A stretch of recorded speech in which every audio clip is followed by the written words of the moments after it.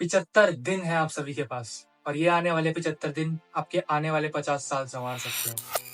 Hello everyone, मेरा नाम है कार्तिक और एसएससी एमटीएस 2024 के थ्रू मैं सीजीएसटी हवलदार की पोस्ट पर सिलेक्ट हुआ मुंबई जोन में।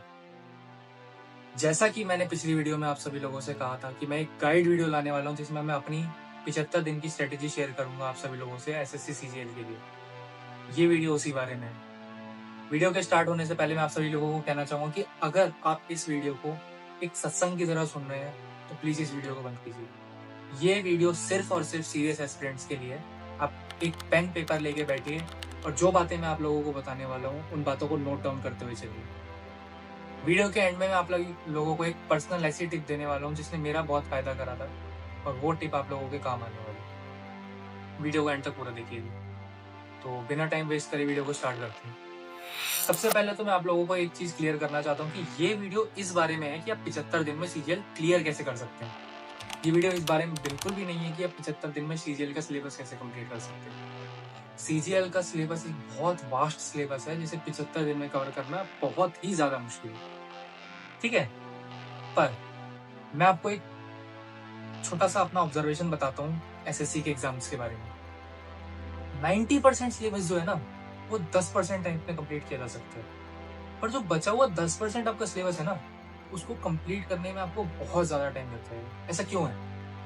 बहुत से ऐसे क्वेश्चंस हैं जो हमेशा रिपीट होते हैं, बहुत से ऐसे चैप्टर हैं जिनसे आना क्वेश्चन बनता ही बनता है, पर जो नीश सब्जेक्ट होते हैं ना, नीश क्वेश्चंस बनते हैं, उनको कवर करना बहुत मुश्किल है। उसके लिए आपको सालों की प्रैक्टिस चाहिए, ठीक है। तो ऐसे कौन से टॉपिक है जिनसे क्वेश्चन बनता ही बनता है? सबसे पहले मैथ पे आ जाते हैं।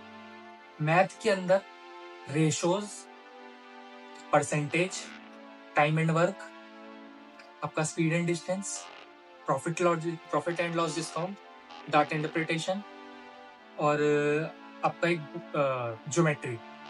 ये जो आपके टॉपिक है ना इनसे क्वेश्चन बनेगा ही बनेगा। उसके अलावा रीजनिंग में देखो, रीजनिंग बहुत ईजी है। हफ्ते भर में अगर मेरी मेमोरी गायब हो जाए ना मैं तभी हफ्ते भर में रीजनिंग कंप्लीट कर सकता हूँ। रीजनिंग में आपको क्या आना चाहिए? आपको आने चाहिए अल्फाबेट की पोजिशनिंग, बैक एंड फ्रंट दोनों, टेबल्स, स्क्वायर्स, क्यूब्स। इसके अलावा ब्लड रिलेशन में आपको सिर्फ वो आना चाहिए कि वो क्वेश्चन सॉल्व कैसे करा जाता है। उसके लिए मैं एक शॉर्ट वीडियो डाल दूंगा, बहुत इजीली वो सॉल्व हो जाएगा। कैलेंडर का एक नीच क्वेश्चन आता है, उसमें आपको पता होना चाहिए कि 7 से डिफरेंस को डिवाइड करके वो कैलेंडर हो जाएगा, ठीक है। इंग्लिश का क्या है? इंग्लिश का जो ये वाला पोर्शन है ना, छोटा वाला पोर्शन, ये बहुत खा जाएगा आप लोगों को।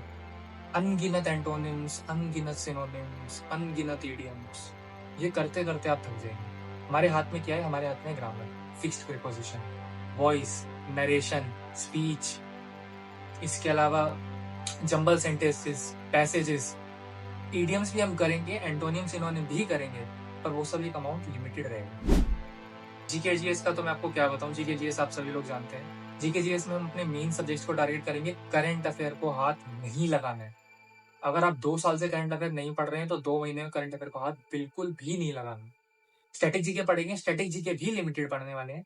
स्टैटिक जीके में केवल और केवल आपको क्या पढ़ना है? आपके डांसेस पढ़ने हैं, वो भी कौन से वाले? जो आपके मेन डांसेस हैं। उसके अलावा आपको सेंसस पढ़ना है, बस ये 2 टॉपिक से मेजर आपका सारा कोर्स कवर हो जाएगा स्टैटिक का, ठीक है। वीकली ब्रेकडाउन में आप लोगों को देने वाला हूँ अब हमारी स्ट्रेटेजी का, जो आपकी स्क्रीन पे आने वाला है। आप उसको एक बार देख लीजिएगा क्योंकि उसको इन डेप्थ बताने का कोई फायदा नहीं है। आप उसका स्क्रीनशॉट लेके रख लीजिए।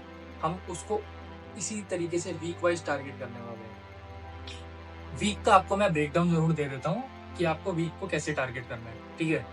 तो क्या रहने वाला है, हमारे को पर डे कम से कम 4 घंटा निकालना ही निकालना है पढ़ने के लिए। मुझे नहीं पता 12 से 4 निकालो, सुबह के 5 से 9 निकालो, एक घंटे के बैच में निकालो, पर कम से कम आपको 4 घंटे देने हैं। उसके आगे वो आपकी पर्सनल प्रेफरेंस है कि आपकी कितनी स्ट्रांग है जीके वगैरह, उसके हिसाब से आप अपना टाइम एडजस्ट कर सकते हैं।